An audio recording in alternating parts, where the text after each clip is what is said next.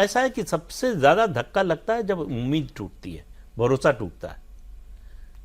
अगर किसी से बहुत ज्यादा आपको उम्मीद हो तो वो थोड़ा भी निराश करे तो बहुत ज्यादा लगता है, जिससे उम्मीद ही न हो वो थोड़ा भी कर दे तो वो ज्यादा लगता है। इनसे उम्मीदें कर बांध ली थी, बहुत ज्यादा बांध ली। जी, आप बताइए, आपका तो मिलना जुलना भी अब नहीं, अभी भी होता होगा पार्लियामेंट में, पहले भी मिलते रहे होंगे आप तो। अखिलेश यादव की आपकी ओपिनियन क्या है? मतलब मैं दिस इज बियॉन्ड, मतलब वैसे नहीं, मेल जोल में, बातचीत में क्या है, कैसे है? नहीं, वो तो बहुत अच्छा है, मतलब हाँ, बहुत जोवियल रहते हैं, फ्रेंडली रहते हैं, और जो सेंस ऑफ ह्यूमर है बहुत विटी है, तुरंत रिस्पॉन्ड करते हैं। मतलब ऐसा नहीं होता कि जा रहे हैं तो अलग ही दुनिया में जा रहे हैं, आसपास किसी से बात नहीं कर रहे हैं, वो ठीक तरीके से एकदम नॉर्मल जो एक समझ में आना चाहिए उस तरह की चीज़ें होती है। उनके साथ जो एक समस्या आती है ना सर, उनके पॉलिटिक्स के हिसाब से, कि जैसे माफिया, गुंडागर्दी, इस तरह की चीज़ें अगर आप देखें तो एनडीए के साथ भी ऐसे लोग जुड़े हुए हैं, ठीक, जो क्रिमिनल बैकग्राउंड के हैं, हाँ, उनके वाले केस में गड़बड़ी कहाँ होती है कि वो धर्म जुड़ जाता है, क्योंकि उस धर्म विशेष, यानी कि अब जैसे मान लीजिए कि गाजीपुर के मुख्तार अंसारी पहले रहे, अफजाल अंसारी अभी है, अगर इस तरह का नाम आपके साथ जुड़ जाए तो वहाँ सीधे सीधे मामला सिर्फ गैंग का या बाहुबल का नहीं होता, उसमें साथ धर्म जुड़ जाता है। फिर वहाँ पर बीजेपी के लिहाज से अगर आप देखें, एनडीए के लिहाज से, तो पिच आसान हो जाती है कि आप ये दिखा सकते हैं कि समाजवादी पार्टी जो है वो अगर मुस्लिम धर्म को देखकर गुंडों पे लगाम नहीं लगाती, और जबकि इधर के भी आप गुंडे देखें तो हैं इधर गुंडे, लेकिन उस रूप में डोमिनेंट नैरेशन में वो नहीं जा पाते। कई सारे नाम आप गिनाएंगे, जैसे पूर्वांचल में भी आप नाम, बहुत सारे नाम गिनाएंगे जो कि बीजेपी के साथ वो लोग हैं, लेकिन नाम चर्चा किसकी होगी? मुख्तार अंसारी अब नहीं रहे, अफजाल अंसारी, तो वो असर ज्यादा डालता है। केवल गुंडों की बात नहीं है, स्टैंडिंग इंस्ट्रक्शन थे थानों में पुलिस को कि अगर किसी यादव या मुसलमान के खिलाफ कंप्लेंट है तो पहले एफआईआर नहीं लिखी जाएगी। एफआईआर लिखना अगर मजबूरी हो जाए, ऐसा अपराध है, तो गिरफ्तारी नहीं होगी। ऐसा है कि और पार्टियों में भी है, कांग्रेस में भी रहे हैं, बीजेपी में भी हैं ऐसे लोग, लेकिन उनको उस तरह का प्रोटेक्शन नहीं मिलता सरकार से कि वो मर्डर करके आए और सरकार कहेगी कि इनके खिलाफ कुछ नहीं होने देंगे। फर्क इसका सबसे बड़ा फर्क है। और जिस तरह का माफिया राज चला, भूल जाइए मुलायम सिंह यादव के समय क्या हुआ जी। अखिलेश यादव जब मुख्यमंत्री थे तब का याद कीजिए। सरकार बनते ही आपने आतंकवाद के आरोपियों के खिलाफ केस वापस ले लिया। किस तरह की फटकार लगाई इलाहाबाद हाई कोर्ट ने, और उन सबको सजा हुई अदालत से। और आपने एफआईआर किसके खिलाफ कराई? 2 एक्स डीजीपी के खिलाफ। तो इससे आपकी नीयत का पता चलता है कि आप किसको सुरक्षित रखना चाहते हैं और किसकी सुरक्षा की परवाह नहीं। मैं आपको 2 स्लोगन देता हूं बीजेपी के, इन्हीं के। आप मुझे बताइए कि जैसे सड़क बनी है तो चल ही रहे हैं लोग, अपना एक्सपीरियंस सबका खुद का है। नौकरी अगर इंडस्ट्री लगी है तो नौकरी मिली होगी जिसको, तो पता लग रहा होगा खुद ही को, उसको आंकड़ों से बताने की जरूरत नहीं है, महसूस करने की।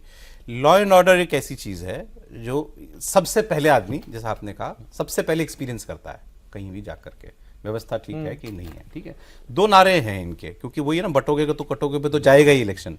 बटोगे तो कटोगे और मिट्टी में मिला देंगे, जो माफिया के लिए डायलॉग कहा था योगी जी ने। कौन सा ज्यादा पावरफुल है?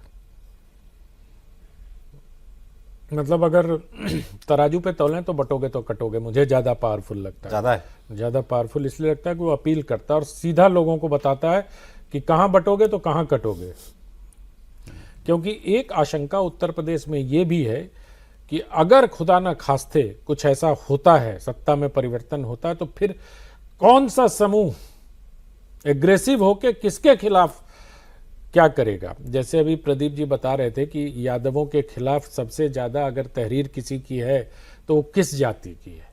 और बटोगे तो कटोगे में ना मुझे एक हिंदुत्व का पुट भी लगता है, क्योंकि ये वो तो शुद्ध है नहीं, उसमें दूसरे तरीके सोशियोलॉजिकल हिंदुत्व का पुट इस तरह से मैं देखता हूं कि जो ओबीसी जातियां हैं उनको भी लगता है कि वो भी हिंदू हैं। और बिहार में तो हमने देखा कि यादवों के बीच में भी ये लगा कि हम भी हिंदू हैं भाई, हमारे धर्म के खिलाफ अगर कोई समुदाय खड़ा होता है या कोई उसको अपमानित करने का प्रयास करता है तो हम भी क्यों नहीं खड़े होंगे।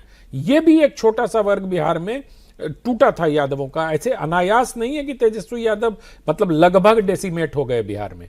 तो उत्तर प्रदेश में भी जो कुछ सोशियोलॉजिस्ट हैं उनका ये आकलन आ रहा है कि जो ओबीसी जातियां हैं वो भी अपने धर्म की ध्वजा को उठाकर समाज में उसी प्रकार से जीना चाहती हैं जिस प्रकार से अन्य लोग जीते हैं। उनको भी लगता है कि हम किसी से कम हिंदू थोड़ी हैं। अगर भागलपुर दंगे की जो है, नहीं, अगर ये है तो फिर चार्जशीट बहुत बड़ी बात है। ये मैं इसीलिए कह रहा हूं कि मेरी अभी 3-4 सोशियोलॉजिस्टों के साथ हम लोग बैठ के समझने का प्रयास कर रहे थे कि कास्ट इक्वेशन कैसे चेंज हो रहा है। तो उन्होंने यही बताया कि MY समीकरण भी दड़केगा इस बार, क्योंकि जो Y है, Y का भी एक सेक्शन को उनको ये लगता है कि हम किसी से कम हिंदू थोड़ी हैं, हमको भी अपने स्लीप पर हिंदुत्व को बांध के चलना चाहिए।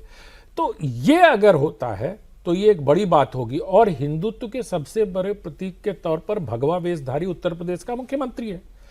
तो अगर आप ये सारी चीजों को देखेंगे और जो पूरी पैकेजिंग राजनीति की है भारतीय जनता पार्टी की, आप देखिए क्यों ये चढ़ावा चोरी का शुरू किया इन लोगों ने, खूब प्रचार किया। जैसे ही संसद भवन में चढ़ावा चोरी का एक प्रहसन आयोजित किया गया, लोगों को खराब लगा वो पलट गया नैरेटिव। सर मैं यही कह रहा हूं, ये डिफेंसिव हो गया। पलटा लगा, मतलब ये मैं नहीं कह सकता, लेकिन चलो पलटा हमने गलत बोल दिया, थोड़ा आगे चला गया मैं, लेकिन ये डिफेंसिव हो गया Yes, इसके बाद। बिल्कुल, I क्यों? agree. क्योंकि एक भगवाधारी को आपने ये दिखाया कि वो चोरी कर रहा है, जबकि भगवाधारी कोई चोरी में लिप्त लोगों को नहीं बुरा है। लगा वो। और दूसरी बात कि जो फैजाबाद के सांसद, मतलब अयोध्या के जो सांसद हैं, उनके पांव के पास श्री राम की तस्वीर गिरी उस पूरे प्रहसन में। तो ये सारी चीजें उनको डिफेंसिव पे लेके चली गई।